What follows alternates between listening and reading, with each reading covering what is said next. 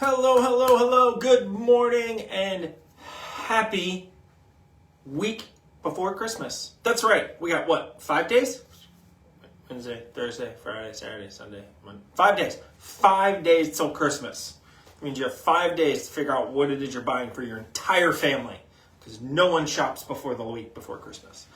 Welcome back. We got a fun lineup. I mean, every week's a fun lineup, but this week we're going Italian. I know, just for me. It's like Christmas came early for me. I'm very excited about this. But you know what? We're sticking to northern Italy, which is, when it comes to the Italian peninsula, that's what I think of when we get to this time of year, is northern Italian wines, because they tend to be a little heartier, they're a little spicier, they're a little herbier, a little more texture to them. They're great for cooler evenings, cooler afternoons, cooler mornings, whenever you want to drink your wine. I'm drinking wine at 11:30. So we're going to kick it off with Paolo Scavino, their Langhe Bianco Sorriso, which is super tasty. Really excited to share that with everybody. We're going to follow into Zenato. These guys are based in the Veneto. This is their Alanera Rosso Veronese. And then rounding it out with the really lovely, really fun Venica Merlot from Colio. So let's get this started. All right, so Paolo Scavino. This is a Barolo house, known for their Nebbiolos and Barolo and the classic Piedmont red wines, Barbera, Dolcetto, etc., etc., etc. But they also make this really lovely Langhe Bianco wine. And this is, interestingly enough, mostly Chardonnay with Sauvignon Blanc and, oh my gosh, my brain stopped. Oh, Viognier. Which is, as far as I know, a relatively unique blend for this area. Chardonnay, not that uncommon up here. You have to remember that Piedmont, for a long time, had a lot of connections to France. So getting some French varieties up in this region, particularly white, because there was relatively a really strong following and love for the native red grapes of Piedmont. And while there's some really amazing white grapes that are native to the region, they weren't always as beloved as they're sort of becoming now. So you find a lot of French grapes being planted up here. And Chardonnay is one of the top ones. And then Viognier, I don't know if I've ever seen Viognier from Piedmont, at least not listed. And Sauvignon Blanc, that one is a little more common, but not super common. So on the nose, I really feel like the Viognier really shines through here. You've got this lovely, kind of peachy, fresh stone fruit thing going on. It smells clean and fresh and vibrant. It's got a nice little color, a little golden from that Chardonnay. Viognier also has a fair amount of color. See what it's like on the palate.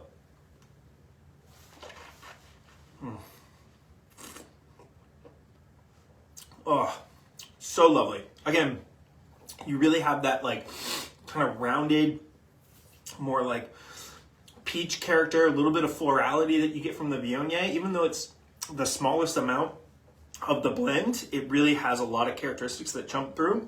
Chardonnay brings more of those orchard fruits, lots of brightness, and then the Sauvignon really kind of punches in great freshness and acidity and a little bit of grassiness. This is such a lovely white wine. I want to drink this every day. I mean, this could be your house white wine any time of the year. It's got body and texture, but it's so lively and fresh. So, so tasty. Again, that is the Paolo Scavino Sorriso Langhe Bianco. All right, now going from the Piedmont, we're heading east, kind of east, slightly southeast. I guess it's slightly parallel over to the Veneto. We're going to find ourselves with Zenato, who is based in Valpolicella, which is on the western side of the Veneto, and this is their Rosso Veronese Alanera. So it is a blend of three of the most common red grapes found in Valpolicella. So you've got Rondinella, Corvignone, and Corvina, Rondinella, and Corvignone. Apparently I forgot to use my brain today. So these are the classic red grapes found in, Valpolicella Ripasso, classic Valpolicellas, and then in Amarone. These are the three primary grapes of the region. And this is their kind of fun little, I'm trying to remember if it's a single vineyard or not. I think it is. think it comes from a single vineyard. I have to remember. I read about it, but I've completely forgotten everything already. But I always really like... beautiful.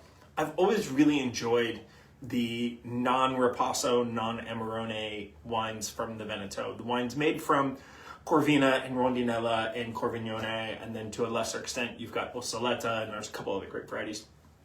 But they always have this, like... What happens with the Ripasso and the Passimento style and Amarones is they really concentrate the richness of the fruit, which is lovely. It gives this dense, like, kind of exuberant, viscous, in a good way, style of red wine that has a little more richness to it. But what you lose by doing that is you lose some of the, like, herbaceous and savory characteristics that I think make these wines really fun to drink. So this is definitely more in that category, even on the nose. It's got a little green herb, a little, maybe a little sage, a little licorice, kind of date characteristics, a little, definitely some dates going on, which I'm loving.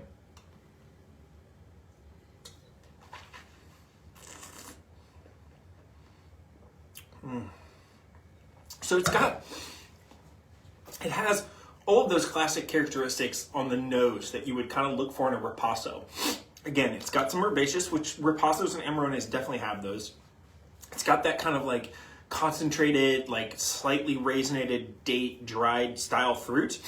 But then on the palate, you have a lot more acidity and far less like big body and like richness to it. So it's still vibrant and kind of medium bodied. This is such a tasty wine.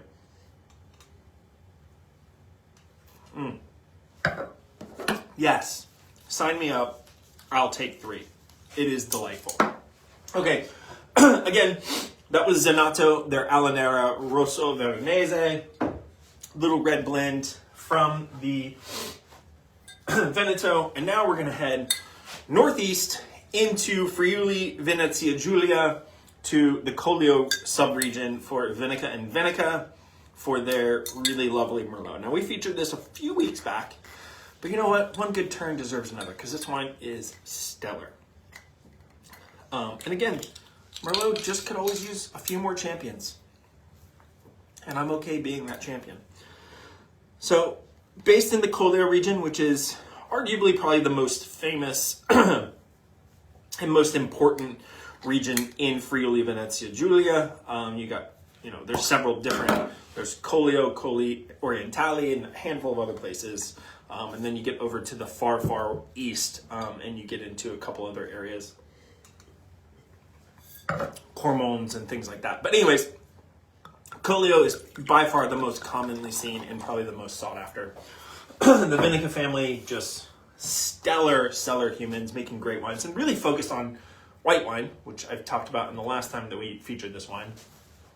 But there is a long history in this region, kind of like what I discussed with the Langhe Bianco, where there was a lot of French grapes there. There's a pretty long history of like Cabernet Franc and Merlot being grown here. And again, while this region is really known for white wine and they have their own indigenous red grapes, things like Lagrein and Schiapettino and Schiava, and well, Schiava is really more in Alto Adige, but you've got Schiapettino and Refosco and things of that nature. Merlot and Cab Franc do really well here, and in particular pockets, obviously. And they make these kind of robust yet elegant and graceful wines, and that is exactly what this Merlot is. Deep plum fruit, really beautiful. I mean, look at that purple color. That is absolutely lovely.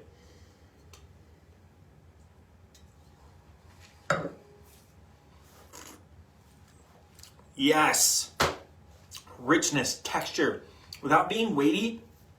Again, very ripe, beautiful plum, almost like I don't want to say a plum tart, because it doesn't have like kind of that like doughy, yeasty tart thing going on. But if you just scooped the plum out of the plum tart and just ate the like cooked plum, that isn't, I'm not talking like reduced plum, so it's not like candied plum, but it's just very delicious and decadent without overwhelming you. That's what it tastes like. Did I confuse you? Perfect. I'm glad I did.